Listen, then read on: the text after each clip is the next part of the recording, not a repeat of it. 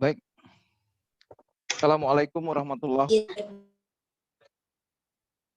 Waalaikumsalam wabarakatuh. warahmatullahi wabarakatuh. Alhamdulillahirabbil alamin, salatu wassalamu ala asrofil anbiya wal mursalin nabiyina Muhammadin wa ala alihi washabihi ajmain. Puji syukur kehadirat Allah Subhanahu wa taala. Siang hari ini kita dapat bertemu kembali di acara diskusi reguler webinar yang dilaksanakan oleh DPP Pertapin bekerjasama dengan Fakultas Teknik Universitas Pancabakti Pontianak dan Ikatan Alumni Fakultas Teknik Universitas Pancabakti Pontianak yang pada siang hari ini menjadi salah satu materi yang saya kira penting sekali dalam dunia konstruksi, yaitu adalah kita angkat tema Project Management for High Rise Building. Nah, ini menarik sekali, terutama pada narasumber yang akan kita nanti-nantikan, yaitu Bapak Insinyur Tukijo. Bapak Tukijo, selamat bergabung, ya. Bang Tukijo. Ya, beliau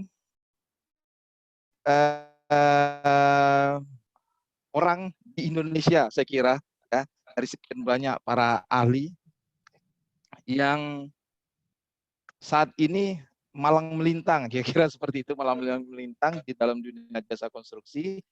Nah, segudang pengalaman yang sudah beliau geluti, mulai dari Wakadif Divisi Gedung, Kepala Divisi Timur, Kepala Divisi Gedung di Waskita Karya, Wakil Direktur di Waskita Realty, sampai dengan pernah menjabat Presiden Direktur di PT Waskita Karya Realty pada tahun 2017 sampai 2020, dan sekarang menjabat sebagai Presiden Direktur PT Krishna Kesuma Diandra Marga.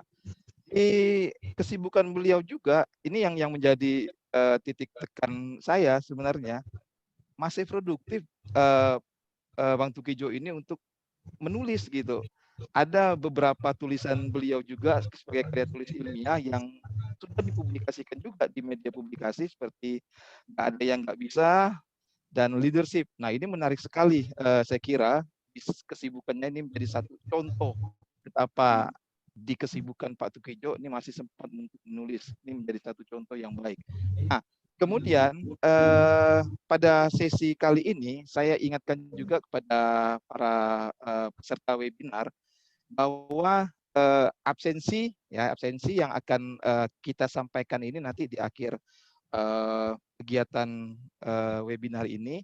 Nah, dalam webinar kali ini akan kita bagi menjadi 3 sesi, yaitu sesi pemaparan materi oleh narasumber. Yang kedua, dari pemaparan materi nanti kita akan buka beberapa tanya jawab. Nah, tanya jawab nanti bisa melalui line chatting ya, di chatting. Silakan para peserta Bapak Ibu semuanya untuk bisa mengirim pertanyaan-pertanyaan melalui grup chattingnya. Nah, selanjutnya akan disampaikan juga setelah kita melaksanakan sesi tanya jawab, ada pemutaran sedikit video tentang pekerjaan. Nah, saya kira ini penting dalam konteks teoritis yang akan disampaikan oleh Pak Tukijo. Selanjutnya akan ada satu video aplikasi dan beberapa gambar-gambar pekerjaan yang sudah dilaksanakan. Nah, saya tidak akan berlama-lama lagi, Pak Tukijo, bahwa pada hari ini seluruh peserta yang hadir dari mencapai 800 yang meregistrasi, di sini sudah hadir 374 artisan. Nah, saya kira sudah setengah dari yang meregistrasi dan mungkin akan bertambah terus. Nah, dari peserta ini berbagai macam latar belakang, mulai dari akademisi, teman-teman asosiasi, para mahasiswa, para penggiat-penggiat di jasa konstruksi, sampai dengan ASN ya, di Kementerian PUPR, di dinas-dinas pekerjaan umum dan lain sebagainya. Nah, ini saya kira satu materi yang akan menarik perhatian semuanya oleh peserta, dan saya kira saya ingatkan lagi teman-teman peserta semuanya, mohon kiranya jika peran narasumber yang akan menyampaikan materi pada hari ini untuk bisa membuka video dan tidak menghidupkan mikrofonnya. Saya kira itu pengatakan dari saya. Lebih dan kurangnya saya serahkan semuanya kepada narasumber. Pada Pak Tukijo, kami persilakan.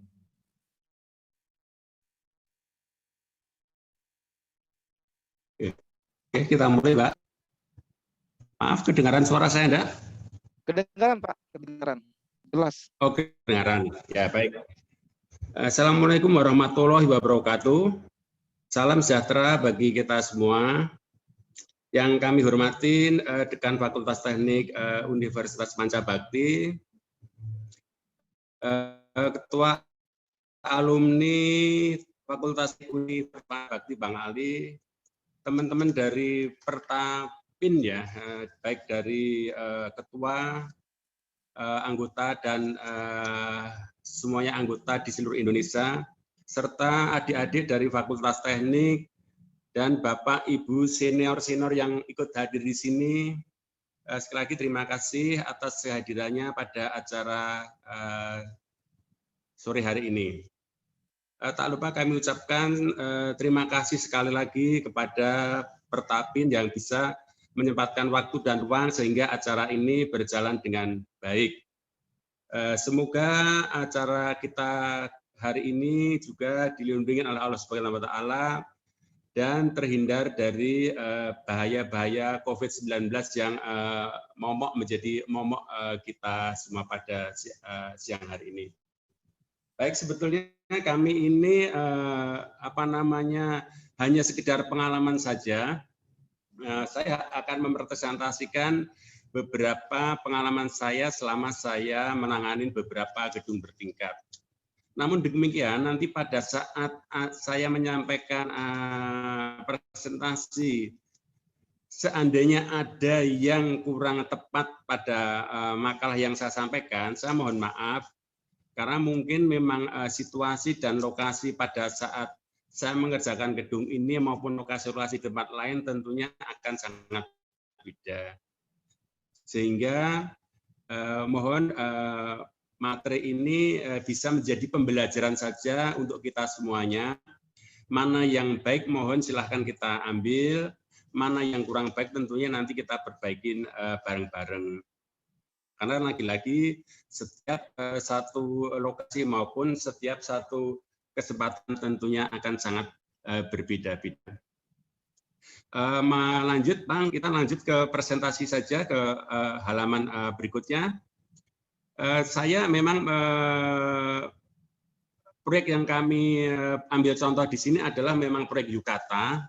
Memang yang kita kerjakan memang beberapa gedung bertingkat di seluruh Jakarta memang saya pernah menanganin.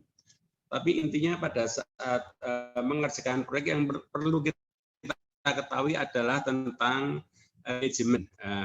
Gimana sih manajemen kita?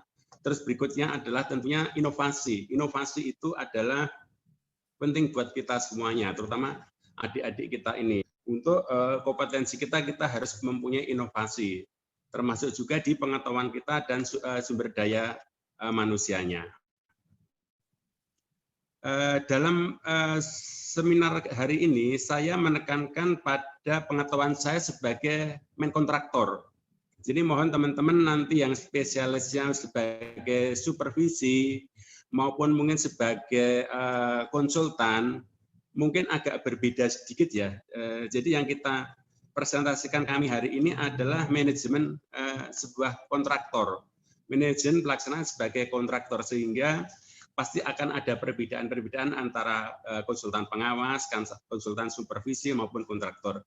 Tapi pada ujung-ujungnya adalah satu tujuan, yaitu bangunan itu atau proyek itu harus diselesaikan tepat waktu, dan tentunya dari sisi kontraktor tentunya harus menghasilkan laba yang telah kita rencanakan. Ujung-ujung yang kita tentukan di sini adalah labanya. Tentunya di sisi perencanaan kan sudah ada perencana tersendiri. Sekarang itu penekanan kami lagi-lagi pada saat presentasi kami nanti seandainya ada beberapa kejanggalan-kejanggalan dalam materi saya mohon dimaafkan. Lanjut ke halaman berikut. Ini data teknis proyek yang kita laksanakan. Nama proyek kita adalah memang apartemen. Apartemen Yukata, lokasinya ada di Alam Sutra. Pemberi tugasnya kebetulan dari kami sendiri, yaitu Waskita dan Trinity. Lokasinya ada di Jakarta atau di Tangerang. Dengan jenis kontraknya, dengan kontraktornya adalah fixed price. Sehingga apapun yang terjadi itulah tanggung jawab daripada kontraktor selama volume dan waktu tidak. Yang berikutnya, sedangkan waktu pelaksanaan sekitar 2 tahun dengan masa pemberian 365 hari.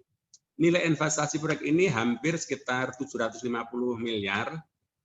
Sedangkan lingkup pekerjaannya seluruh bangunan Harris Building, ada strukturnya, ada plumbingnya, ada mechanical, electrical, dan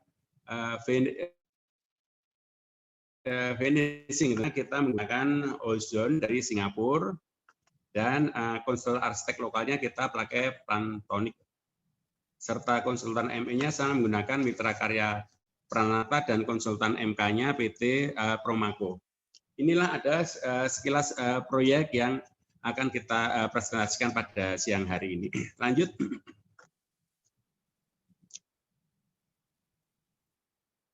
Lokasi proyek ada di tengah kota, ada di Jalan Alam Sutra Boulevard. Di belakang proyek ini banyak rumah penduduk.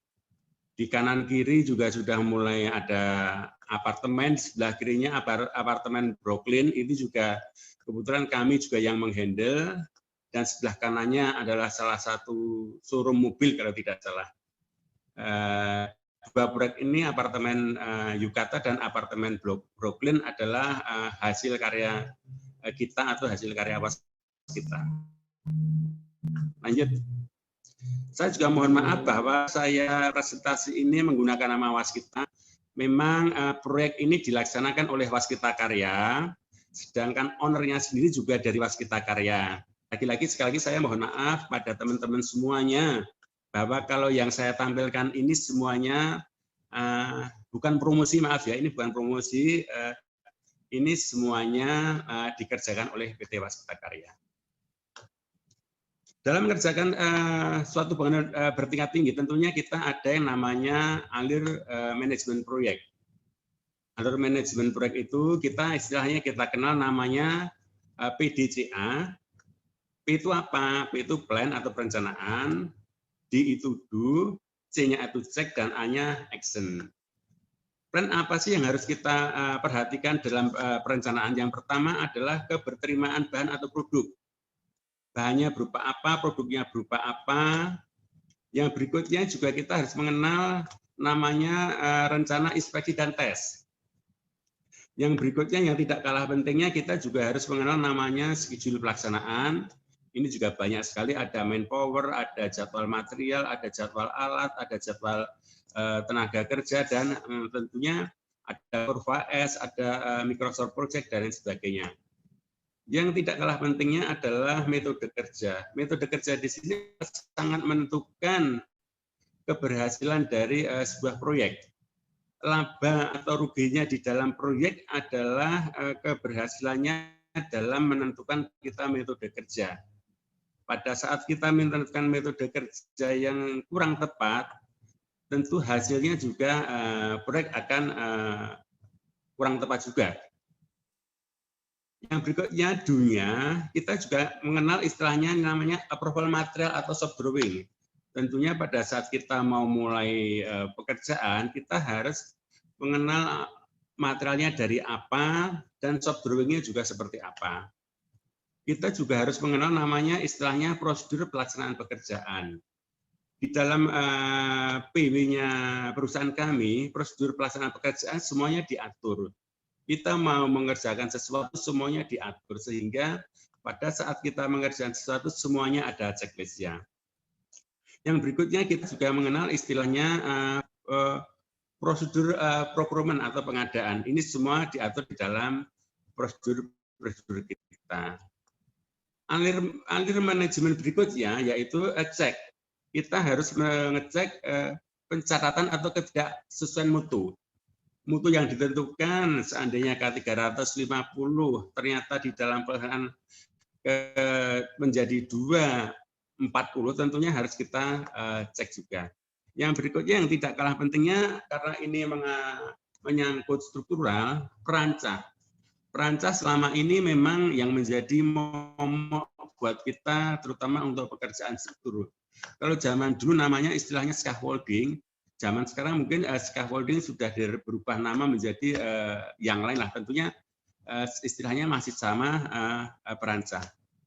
Yang berikutnya yang tidak kalah pentingnya adalah pengecekan keterlambatan pekerjaan dengan Microsoft Project. Itu saya kira teman-teman atau Bapak Ibu yang sudah berkecimpung di dunia konstruksi ini sudah ada semua. Yang tidak kalah pentingnya action plan kita, yang berikutnya adalah laporan tindakan korektif. Kalau ada kesalahan kita memperbaikinya seperti apa, materialnya seperti apa, semua harus kita satukan menjadi manajemen suatu proyek. Yang tidak kalah pentingnya, perbaikan hasil dari inspeksi lapangan. Tentunya setiap hari atau setiap minggu kan kita harus ke lapangan. Kalau ada kesalahan-kesalahan di lapangan, apa sih yang harus kita perbaiki di dalam melaksanakan tugas-tugas proyek tersebut. Oke, lanjut Bang. Berikutnya akan kita jelasin satu persatu. Lanjut Bang. Yang pertama ada plannya dulu, lanjut. Lanjut, Bang. Nah, di dalam plan, seperti yang kita jelaskan di depan, kita ada 4 faktor. Yang pertama, keberterimaan produk. Yang kedua, tentunya ada rencana inspeksi dan tes. Lanjut.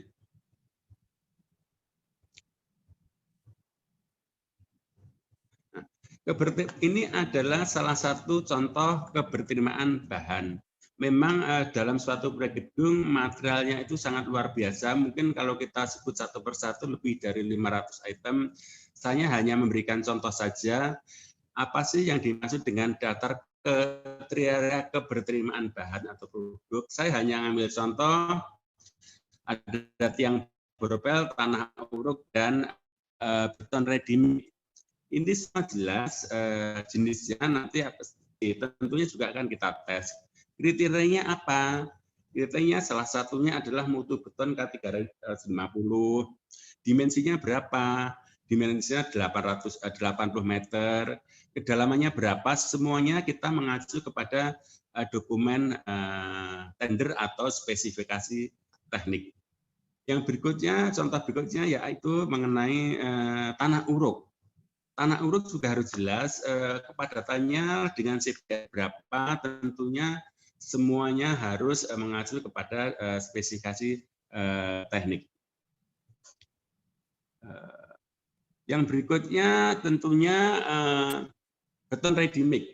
Sama, beton ready mix, keberterimaan kita tentunya semua kita harus mengikuti spesifikasi seperti mungkin FC30, FC40, dan tentunya selamnya ada berapa di situ, apakah 12 plus minus 2 atau 14 plus minus 2, termasuk pengambilan silinder betonnya. Sebagai acuan untuk approval material dan hasil pelaksanaan di lapangan, tentunya kita lagi-lagi semua mengacu kepada persyaratan teknis kontrak atau RKS. Apabila di RKS ada keberterimaan bahan atau produk yang tidak jelas, lakukan rapat dengan konsultan atau pengawas, dan hasilnya digunakan sebagai dasar pengajuan bahan dan keberterimaan produk. Biasanya di dalam dokumen kontrak itu antara spesifikasi, gambar, dan RAB, kadang-kadang itu memang ada yang beda. Ini harus menjadi satu kesepakatan bersama. Kita tentukan bersama, kita sepakatin bersama dari perbedaan-perbedaan tersebut. Lanjut. Lanjut. Yang berikutnya, yang kedua adalah rencana inspeksi dan tes. Sebelumnya, Bang. sebelumnya, Bang. Nah, rencana inspeksi dan tes tahapannya, yang pertama tahapan pelaksanaan pekerjaan dan tes yang diperlukan untuk mengetahui keberterimaan bahan atau produk. Yang berikutnya adalah bukti dokumen hasil pelaksanaan inspeksi dan tes, bisa menggunakan form, kalau di tempat saya namanya form produk 51, kalau di tempat Bapak Ibu mungkin formnya beda, itu bisa disesuaikan. Kalau di tempat kami memang kita sudah ada form tersendiri, seperti yang ada di layar kata ini. Lanjut.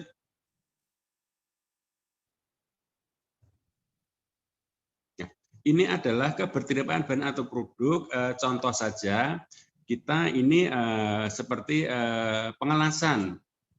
Pengelasan tentunya kita harus tahu speknya seperti apa, lasnya seperti apa namanya, kelengkapan alatnya juga harus jelas semuanya. Lanjut. Yang berikutnya yang tidak kalah penting adalah schedule pelaksanaan. Schedule pelaksanaan pekerjaan memang banyak sekali, tinggal kita pilih, tetapi biasanya kita hanya mengambil 4 saja, yaitu schedule pelaksanaan dengan Corva S, tentunya detailnya dengan Microsoft Project. Yang berikutnya kita juga buatkan schedule peralatan, termasuk juga jadwal bahan, dan termasuk juga jadwal tenaga. Ini semua harus menjadi satu kesatuan atau sinergi agar proyek kita dapat berjalan dengan sebaik-baiknya. Schedule pelaksanaan pekerjaan ini dibuat oleh bagian teknik, ditampilkan pada saat moving in. Ya monggo saja nanti pada saat Bapak Ibu di bagian mana, di prosedurnya mana, mungkin kan beda. Kalau yang tempat saya sampaikan di sini adalah yang membuat jadwal adalah di bagian teknik. Kalau di perusahaan lain bisa saja di bagian kepala lapangan atau yang lain. Yang berikutnya,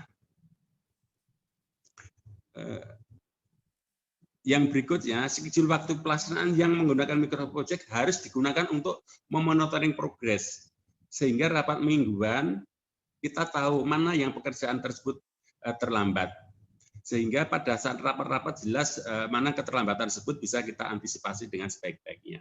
Lanjut. Nah, ini adalah contoh schedule Microsoft Project kita. Di sini kelihatan jelas bahwa pembuatan di sini jelas surat perintah kerja akan kita kerjakan berapa hari di sini, terus SPK-nya berapa hari, serah terima berapa hari, dan lain sebagainya harus diperjelas di sini. Tapi mohon teman-teman, terutama teman-teman yang sudah berpengalaman, tolong pada saat mulai pekerjaan, tolong serah terima lahan harus jelas dulu, jangan sampai setelah kita mendapat SPK, Bapak, Ibu, atau Saudara langsung melaksanakan pekerjaan. Selama belum ada serah terima lahan, mohon jangan bekerja dulu, karena jangan sampai waktunya nanti tidak bisa kita batasin. Karena salah satu mulainya atau waktunya dimulai pekerjaan adalah serah terima lahan. Ini adalah hanya bagian dari schedule pelaksanaan yang ada di proyek Yukata. Lanjut. Berikutnya kita juga lanjut Pak, mengenal istilahnya Corva S. Ini mungkin adik-adik mahasiswa semua sudah mengenal ini. Ini dapatnya dari Microsoft Project itu.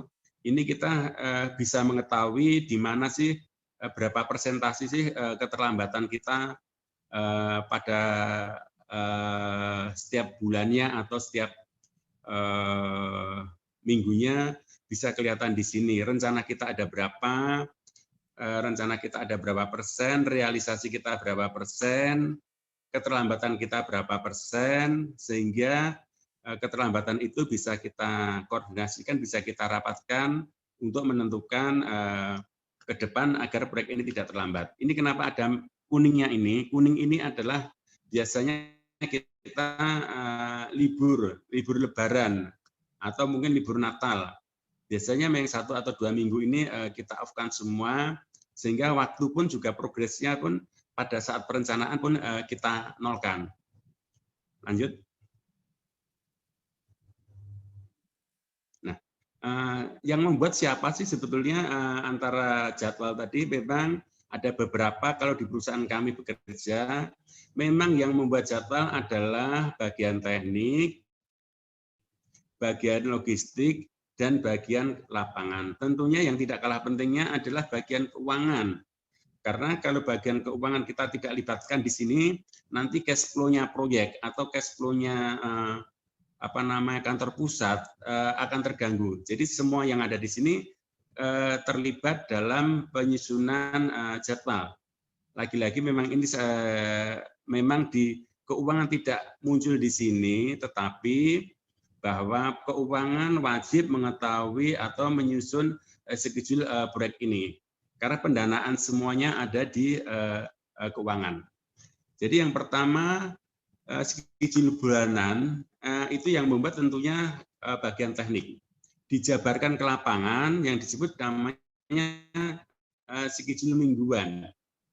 Jadi teknik membuat schedule bulanan dijabarkan ke lapangan. Teknik juga membuat schedule alat dan bahan. Tentunya yang memonitor di sini adalah logistik. Sedangkan pendatangan dan pemesanan material dan alat juga di bagian logistik. Teknik juga membuat schedule tenaga kerja.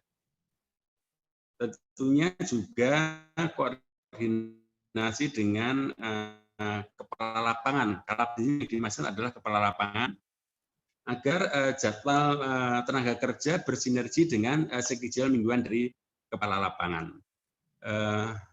Lagi-lagi bahwa ini adalah contoh yang ada di perusahaan kami. Mungkin lagi-lagi mohon kalau contoh di perusahaan lain mungkin tidak seperti ini, mohon nanti disesuaikan saja. Lanjut.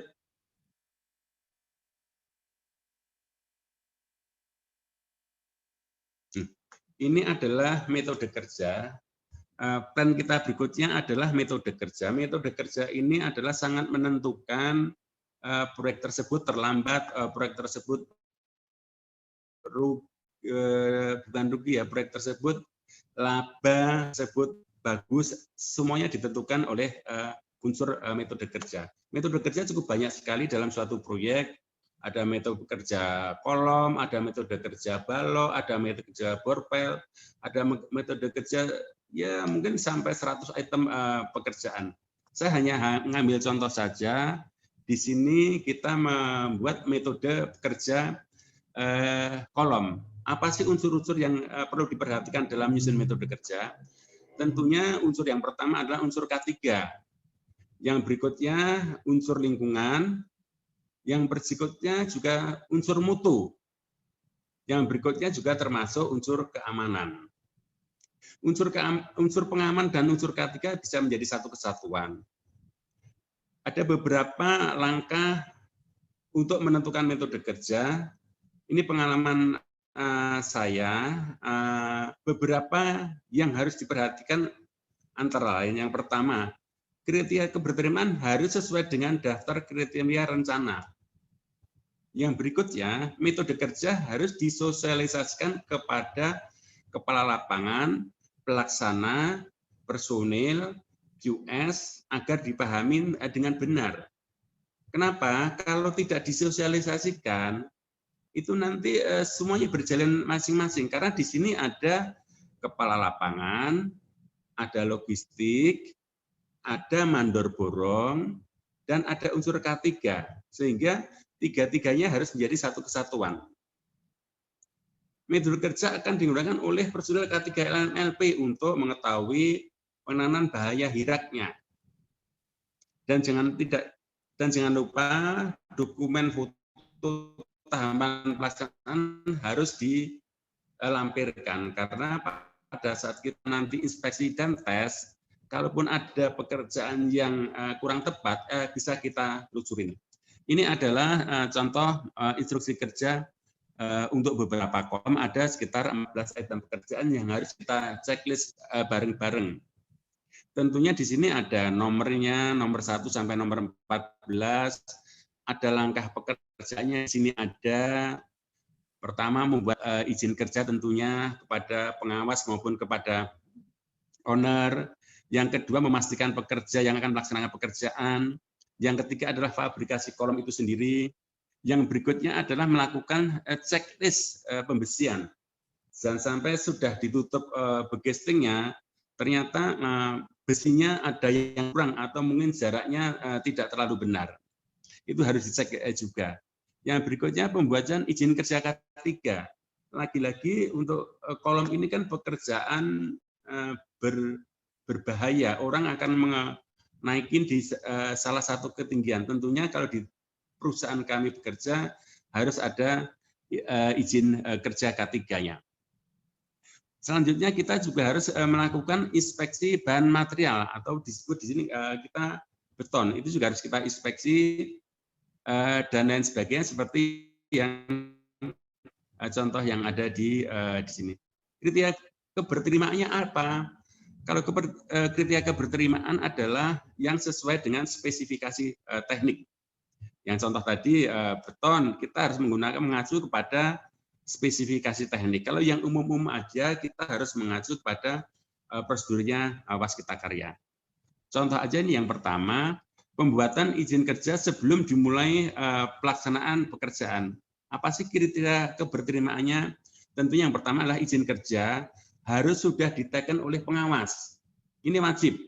Selama izin kerja belum diteken oleh pengawas, kita tidak boleh bekerja.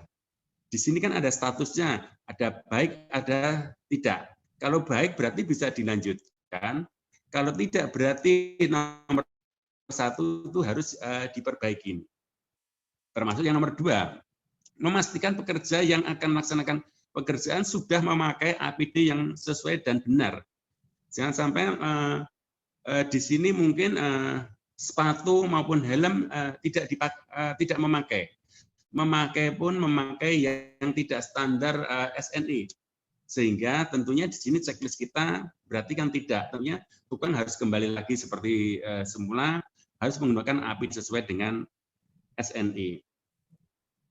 Yang berikutnya mengenai fabrikasi juga harus sesuai dengan asli drawing atau soft drawing.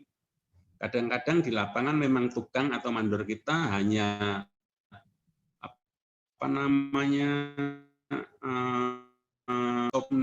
ininya ya dia diselang-seling sehingga apa yang disepakati di dalam dokumen kontrak tidak dilaksanakan dengan sebaik-baiknya. Ini adalah contoh metode kerja salah satu proyek kita yang kita tampilkan. Memang banyak sekali, ada balok, ada kolom, ada dinding, ada borpel, ada macam-macam. Nanti kalau kita bahas satu persatu tentunya waktunya juga tidak memungkinkan. Nanti mungkin di lain waktu bisa kita bahas bareng-bareng untuk kebaikan kita semuanya. Lanjut. Nah, ini adalah metode kerja yang saya sampaikan tadi. Yang pertama adalah fabrikasi beton. Ini fabrikasi beton ini harus jelas ini. Besinya diameternya berapa, jaraknya berapa, segangnya berapa, jumlahnya berapa, ini harus jelas. Yang kedua, marking posisi kolom. Marking posisi kolom ini juga harus tepat, karena kalau selisih 1 cm saja atau 2 cm saja, kolom akan naik ke atas sehingga kolom tersebut akan perlu penanganan khusus. Biasanya kalau kolom-kolom gini sih harusnya sih tidak ada masalah. Yang berikutnya adalah pasang besi kolom. Pasang besi kolom ini setelah kita rakit di nomor 1 itu, biasanya kita angkat pakai tower crane sehingga kita hanya langsung meletakkan di kolom tersebut. Yang berikutnya yang tidak ada kalah pentingnya adalah pasang beton decking atau istilahnya batu tahu di tempat kita. Itu juga jarak dan tebalnya harus bisa kita pastikan. Yang berikutnya pemeriksaan ini yang kita cek tadi, diperiksa berapa sih diameternya, terus ikatannya, jaraknya semua ada kita periksa bareng-bareng. Yang tidak kalah pentingnya adalah pasang welder maupun begesting. Ini yang untuk menentukan hasil bagus tidaknya suatu kolom itu setelah kita cor. Tentunya perkuatan-perkuatan ini harus ada dasarnya semuanya ada hitungannya. sehingga pada saat kolom mau kita cor, kolom tersebut tidak rusak atau bongkar. Yang terakhir adalah kuring beton. Ini saya kira teman-teman semuanya sudah familiar dengan kuring beton. Kalau zaman dulu ada bisa disemprot, ada ditutup terpal plastik juga bisa, banyak sekali dengan yang lainnya. Tapi sebelum kuring beton tentunya kita harus cek vertikal dulu sebelum cor. Kita juga ngecornya juga harus yang bagus. Begestingnya kuat dulu. Setelah begestingnya kuat baru kita laksanakan pengecoran. Bongkarnya juga demikian. Bongkarnya juga harus kita hati-hati. Memang bongkar kolom memang sangat mudah. Biasa pengalaman saya bongkar kolom ini 4 jam langsung kita bongkar lah. Tentunya yang kembali yang terakhir adalah kuring betonnya, jangan lupa yang saya sampaikan tadi. Ini adalah sangat menentukan mutu beton tersebut. Lanjut. Lanjut. Nah, ini contoh saja, ini contoh metode kerja arsitektur. Saya hanya buat contoh saja untuk arsitekturnya 1 biji, strukturnya 1 biji. Yang pertama tentunya sebelum bekerja kita biasakannya kita kumpul sama pekerja-pekerja, kita namanya toolbox meeting. Apa sih yang akan kita lakukan hari ini? Yang pertama tentunya kita harus berdoa, terus kita juga menyampaikan pesan-pesan khusus kepada pekerja, karena kan pekerja di sini kan memang pendidikannya tidak sama, sehingga harus kita perhatikan mengenai cara kerja yang baik. Yang berikutnya adalah tentunya pengukuran dan marking seperti yang pekerjaan struktur tadi. Marking. Yang berikutnya jangan lupa juga ada namanya kolom praktis. Biasanya kita hanya bur saja, tapi di proyek lain biasanya juga sudah disediakan kolom praktis pada saat ngecor. Biasanya kalau kayak gitu sih kurang efektif, biasa saja meleset-meleset sedikit. Lebih praktisnya kita marking langsung burnya saja.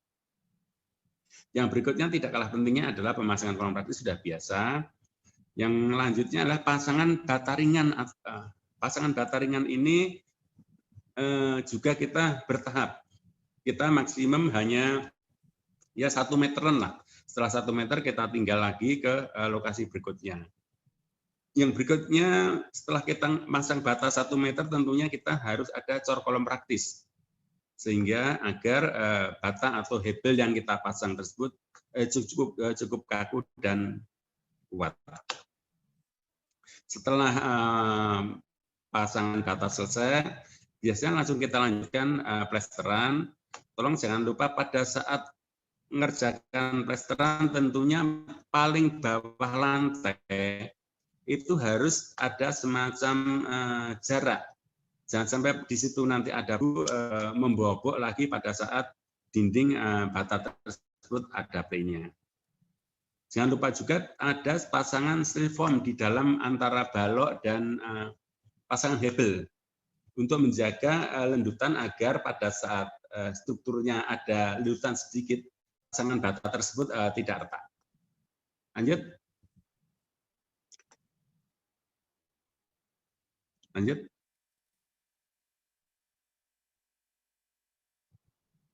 Ini contoh lagi yang plesteran seperti yang saya sampaikan tadi. Kalau plesteran saya kira juga semuanya sama. Kita pengukuran dan pemasangan benang dulu acuannya berapa sih aciannya itu, berapa senti, berapa mili. Biasanya kita juga tidak boleh terlalu boros juga. Kalau memang speknya 10 mili ya tetap kita kerjakan 10 mili. Yang berikutnya tentunya juga harus ada buat adukan. Buat adukan itu jangan lupa harus ada takarannya. Harus ada takarannya dan kita juga harus ada semacam dulaknya kalau zaman dulu. Kalau speknya 1, 2, 3, jangan lupa campurnya juga tetap 1, 2, 3. Yang berikutnya kita juga buat kepalaan, jangan lupa. Setelah buat kelapaan, kita langsung kamprot atau bubuhkan plester pada pasangan dinding secara keseluruhan. Dan ratakan dengan jidar ke arah horizontal maupun ke arah vertikal. Lanjut.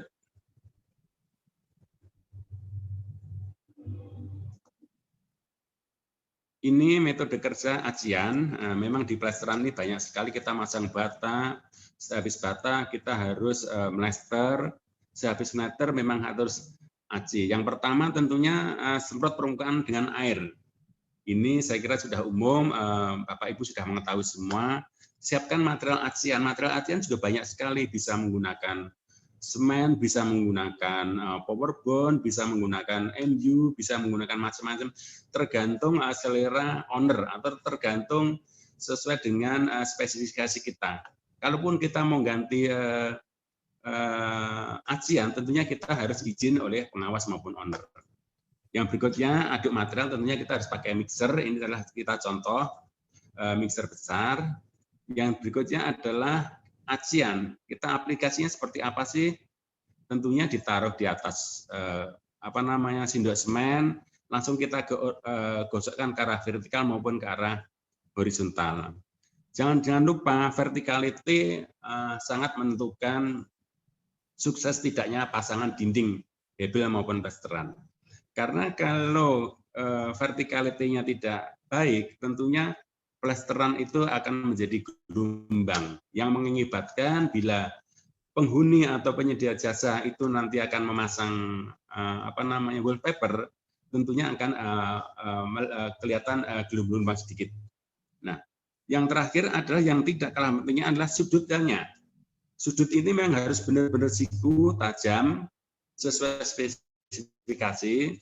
Tentunya memang ada beberapa metode supaya tidak tajam, ada semacam tali air atau semacam apalah, tergantung spek maupun dokumen kontrak yang kita laksanakan. Lanjut. Ini contoh juga pemasangan keramik atau namanya istilahnya homogeneous tile. Saya kira sama prosesnya, yang terutama yang kita lanjutkan adalah markingnya dulu. Setelah marking, tentunya kita harus mulainya dari mana. Jangan sampai masang keramik ini mulainya hanya dari yang luas dulu. Nanti pasti tidak akan ketemu. Tidak akan ketemu sehingga mengakibatkan keramik kita atau homogenis kita tidak sesuai dengan harapan owner. Dan di mata kita pasti juga akan tidak sempurna. Pemasangan benang tentunya juga harus jelas, level. Lagi-lagi waterpass juga harus jelas. Pemasangan dan perlu dicatat juga pencaratan nomor HT. Karena nomor HT atau nomor keramik adalah menentukan kewarnaan daripada lantai tersebut. Contoh aja di sini kodenya Kempak nih dengan warna kali 417. Ini nanti kalau kodenya beda, tentunya akan mempengaruhi kesikuan maupun pengaruhin warna dari keramik atau homogenis tersebut. Nah, ini juga kita adakan contoh cek kesikuan atau material homogenis tersebut. Lanjut.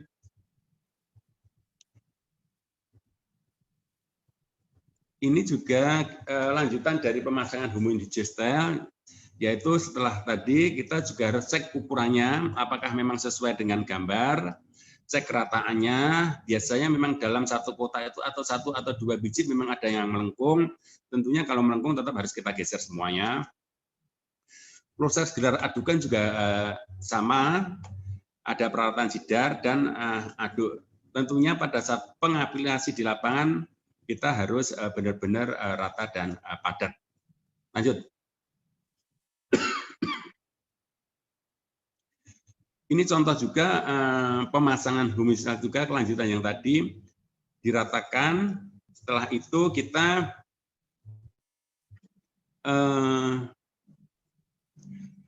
HT yang akan dipasang tentunya akan kita kasih semen dulu. Setelah selesai baru kita pasang kepalaan. Lagi-lagi waterpass adalah sangat menentukan kerataan daripada HT tersebut atau keramik bahasa kita. Dan jangan lupa pengisian spasi atau nut harus benar-benar rapi. Dan jangan lupa terakhir adalah bersihkan permukaan setelah kita pasang atau keramik. Karena kalau itu nanti terlalu lama bercak-bercak dari sisa-sisa semen itu akan menempel di situ. Lanjut. Nah, ini itu tadi adalah sebagian dari metode pekerjaan yang kita laksanakan. Saya hanya memang mengambil kolom dan pasangan bata. Tentunya banyak sekali metode-metode yang bisa kita sampaikan ke Bapak, Ibu, atau teman-teman semuanya. Namun lagi-lagi karena waktunya juga terbatas, saya hanya menyampaikan di situ. Saya juga memberikan kesempatan seandainya nanti ada teman-teman kita perlu diskusi lebih lanjut, nanti saya berikan nomor HP saya, kita bisa tukar pikiran lah bagaimana agar pelaksanaan terutama gedung-gedung bertingkat ini berjalan sesuai dengan yang kita inginkan. Yang berikutnya tadi adalah P, sekarang D atau do. Lanjut. Dalam do di sini ada 3 yang harus kita perhatikan. Yang pertama adalah approval material dan soft drawing. Dan yang berikutnya adalah prosedur pelaksanaan pekerjaan dan prosedur procurement. Memang ada di nomor 2 dan nomor 3 ini adalah SOP-nya kami, sehingga mungkin kalau teman-teman yang lain nomor 2 dan nomor 3 ini mungkin nanti SOP-nya juga akan berbeda dengan kita. Lanjut. Lanjut. Nah, ini approval material yang pertama, terlambatnya suatu pelaksanaan pekerjaan tidak hanya karena adanya masalah hambatan dalam pelaksanaan, tetapi juga disebabkan karena approval material. Tolong pada saat kita nanti membuat SOP atau SOP dengan pemberi kerja, ditentukan dulu approval material itu akan ditandatangani berapa hari. Biasanya, mohon maaf, proyek swasta biasanya approval material itu tanda tangannya terlalu lama. Kadang-kadang teman-teman swasta kan akan mencari harga yang kompetitif, tentunya kualitas dengan yang baik. Tapi kalau proyek pemerintah biasanya approval material biasanya kita yang penting warna sesuai spek cukup jelas.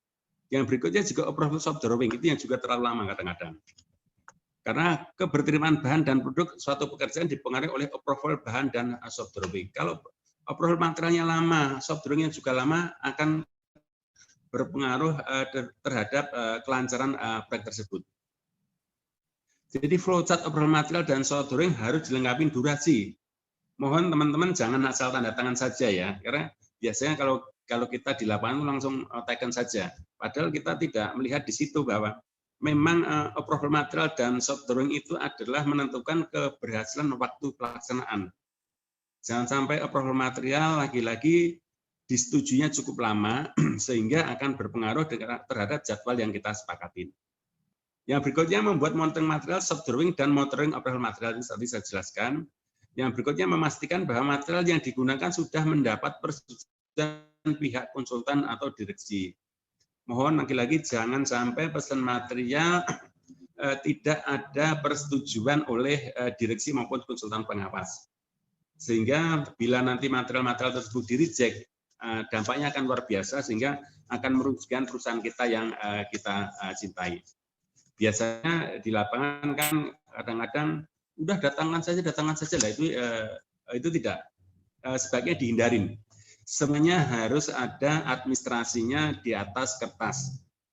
Lagi-lagi ini berhubungan dengan uang. Kalau memang di atas kertasnya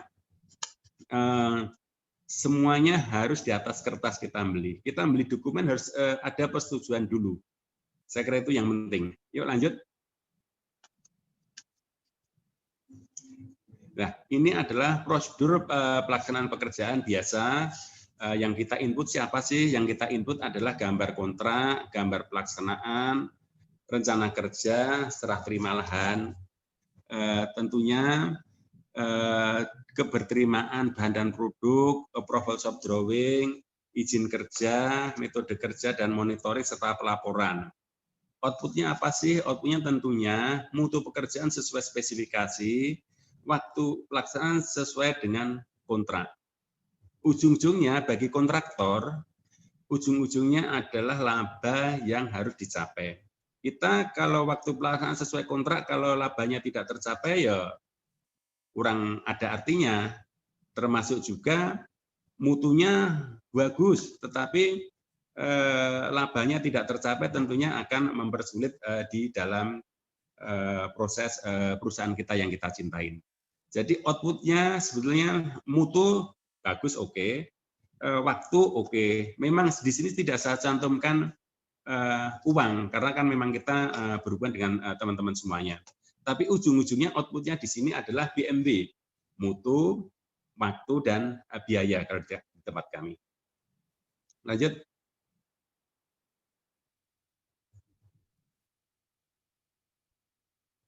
Nah, ini proses alur pekerjaan biasa seperti yang saya sampaikan tadi. Kalau kita mengerjakan suatu kolom, tentunya ada besi beton itu diameternya berapa, jaraknya berapa, ikatannya seperti apa, beton deckingnya seperti apa. Casting juga demikian, pemasangan scaffoldingnya seperti apa, terus evaluasi casting seperti apa, terus pekerjaan lainnya ada enggak di situ. Biasanya di dalam suatu kolom biasanya ada sparring ME di situ. Itu semua harus kita lihat. Terus termasuk juga di sini proses kerjanya seperti apa. Tentunya yang sebelum kita mulai tentunya izin kerja dulu. Harus disetujui oleh direksi atau konsultan. Mohon kita jangan mulai sebelum ada izin kerja. Lampirkan izin kerja harus kopi soft drawing maupun yang dikeluarkan oleh teknik. Selama tidak ada izin kerja dan lampiran dari soft drawing, kita sebaiknya, kepala lapangan sebaiknya tidak bekerja. Izin kerja juga meliputi ada izin kerja termasuk K3 LMP-nya. Kita harus berhubungan dengan bongkar pasang scaffolding, kita juga harus melihat pengelasan seperti apa, kita juga harus melihat bekerja di ketinggian juga harus ada izinnya, termasuk berhubungan dengan bahan kimia tidak. Di situ kita juga harus bekerja di ruang yang terbatas kalau memang itu sempit, dan termasuk izin galian kalau kita di dalam kedalaman tertentu. Semua ini harus ada izin kerja K3 LMP-nya. Lagi-lagi contoh yang sampaikan di sini adalah contoh yang ada di perusahaan kami. Mungkin di perusahaan lain bisa menyesuaikan dengan istilah-istilah yang ada di perusahaan lain tersebut. Kita juga ada namanya prosedur keselamatan APD. Kita juga menyampaikan ke teman-teman pekerja maupun tidak boleh merokok di situ. Kita juga menyampaikan bahwa kerja harus aman dan lain sebagainya. Tujuannya apa? Ujung-ujungnya adalah semuanya bekerja dengan baik dan benar sesuai dengan spesifikasi dan teknik. Lanjut.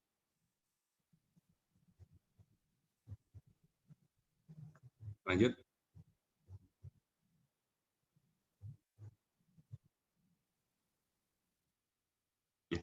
Ini adalah proses pengadaan atau istilah di tempat kita proses penunjukan supplier maupun mandor. Ini saya kira juga tolong nanti disesuaikan saja. Ini adalah yang berlaku di perusahaan kami bekerja. Jadi tahapannya adalah kontrak. Setelah kontrak ada, kita harus mulai dengan mitigasi risiko. Tentunya kita juga harus membuat daftar pekerjaan subkontraktor. Kita juga harus membuat jadwal pengadaan supplier. Kan ada beberapa pekerjaan yang semuanya bisa kita subkan dan bisa pekerjaan yang kita bisa pasang sendiri. Contoh aja seperti plafon. Plafon itu sebaiknya kita subkontraktorkan saja. Kita tidak usah beli gypsum, kita tidak usah beli holo atau metal furing. Itu adalah pekerjaan spesialis. Tentunya kalau kita masang keramik, tentunya kita yang beli materialnya, tenaganya kita kelola sendiri. Untuk pekerjaan-pekerjaan ME yang spesialis tentunya sebaiknya juga kita harus membagi risiko kepada mitra kerja kita. Kita memberikan subkontraktor itu bukan kita menginginkan mereka, tetapi kita sebetulnya membagi risiko. Risiko kita bagi dengan subkontraktor, baik itu subkontraktor mechanical electrical maupun subkontraktor spesialis tertentu.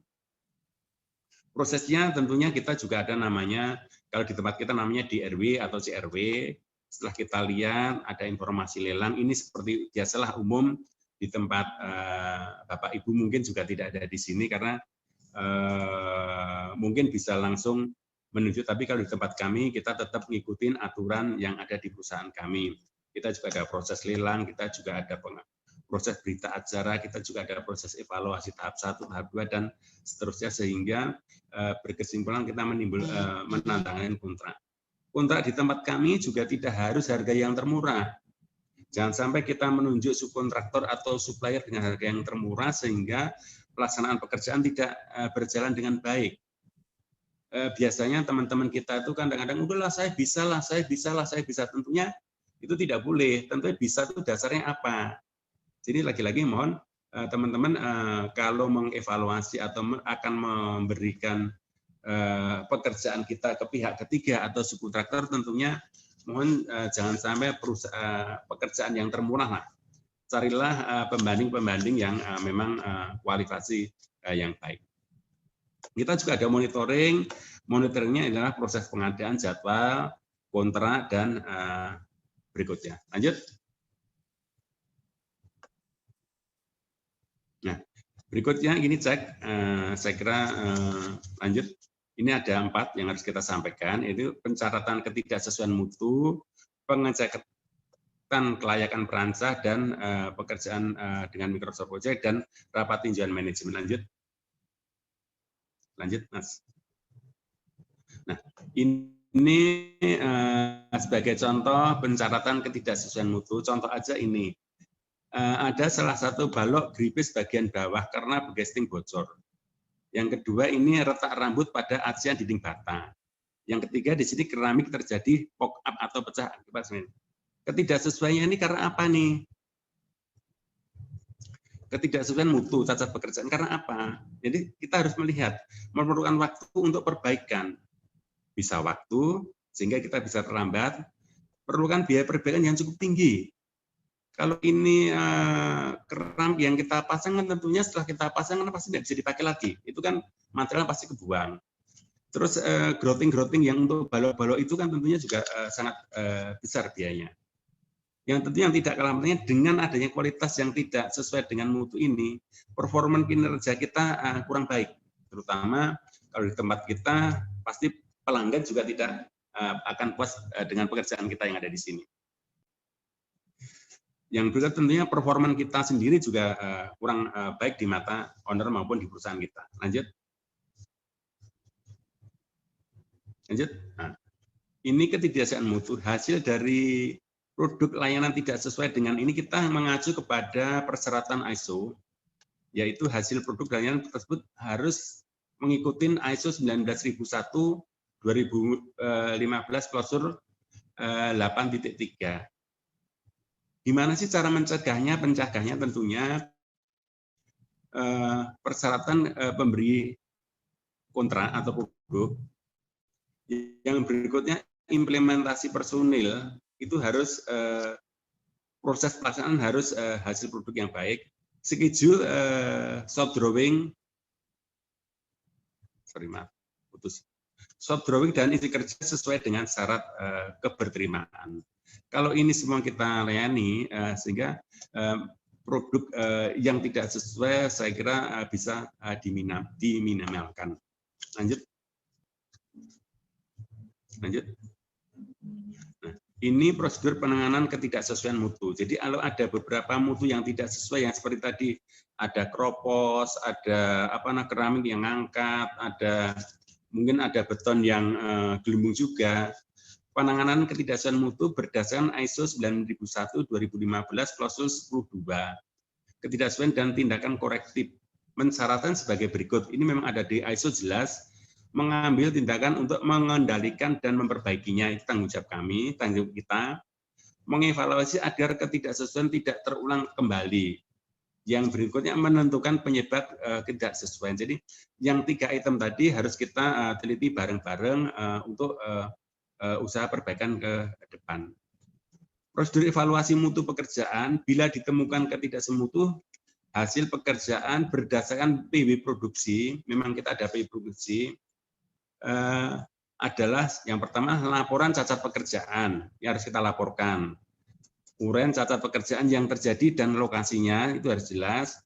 Usulan metodenya seperti apa, verifikasi perbaikannya seperti apa. Yang kedua, registrasi cacat pekerjaan dan tindakan perbaikan. Pencatatan cacat pekerjaan yang terjadi serta status perbaikannya juga harus seperti apa. Yang tidak kalah pentingnya adalah laporan tindakan korektif. Rinciannya temuan ketidaksesuaian seperti apa, akar permasalahannya juga seperti apa, dan pencegahannya seperti apa. Yang terakhir adalah bukti verifikasi. Lanjut. Nah, ini adalah contoh juga yang tadi disampaikan. Perbaikannya seperti apa sih? Ini mohon maaf, ini yang saya foto ini saya ngambil dari proyek lain, jadi bukan proyek yang saya kerjakan. Kan tanggalnya kan 2015 ya, kalau yang tadi saya kerjakan kan 2016-2017, jadi ini bukan di proyek kita, ini hanya sampel saja untuk kegiatan kita di sini. Jadi yang pertama, contohnya adalah dan sekian.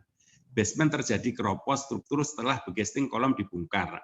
Nah, dibuat oleh siapa nih? Oleh quality control, ya. Setelah itu baru kita lihat pekerjaannya. Pekerjaan apa? Oh, cor beton. Lokasinya ada di mana? Jelas. Pelaksananya atau supervisinya ada siapa nih? Oh, di sini supervisinya ada si Supardi. Jadi kita biar jelas Supardinya. Yang berikutnya, karena keropos beton sampai terlihat tulangan utama, usulan perbaikannya ya. Karena keropos beton sampai terlihat tulangan utama berarti terjadi keropos struktural. Sehingga perlu menggunakan metode injeksi menggunakan material Bextra atau Fosrock. Nah, ini ada yang perlu kita perhatikan. Perbaikan-perbaikan ini kita rekod semuanya, sehingga untuk proyek-proyek ke depan kita sudah tidak ada hambatan-hambatan yang seperti itu lagi. Laporannya seperti apa? Laporan cacat pekerjaan itu, uraian cacat pekerjaan yang terjadi dan lokasinya, usulan metode perbaikan cacat pekerjaan, dan verifikasi perbaikannya seperti apa untuk pekerjaan ke depan. Lanjut. Lanjut. Nah, ini adalah metode perancah. Ini mungkin teman-teman semuanya, terutama yang proyek-proyek gedung, perancah di sini memang yang menentukan keberhasilan dari proyek. Memang tidak ini yang menentukan, tetapi kalau tidak ada ini, bangunan tersebut tentunya tidak akan jadi. Dan ini prosedurnya di tempat kita ada beberapa harus kita lalui. Yang pertama adalah metode kerja pemasangan scaffolding. Itu bisa scaffolding, bisa scaffolder, bisa macam-macam namanya. Jadi harus ada beberapa tahapan. Yang pertama harus plafon yang digunakan apa, di situ juga harus ada tangga, harus ada jalur inspeksi, kalau kita mau inspeksi seperti apa, harus ada posisi lifeline-nya, harus ada APD-nya, pemeriksaan kelayakan dan kelengkapan scaffolding dan aksesnya masuk mau seperti apa, izin kerjanya mau seperti apa, semuanya dirangkum di dalam kelayakan di dalam perancah. Lanjut.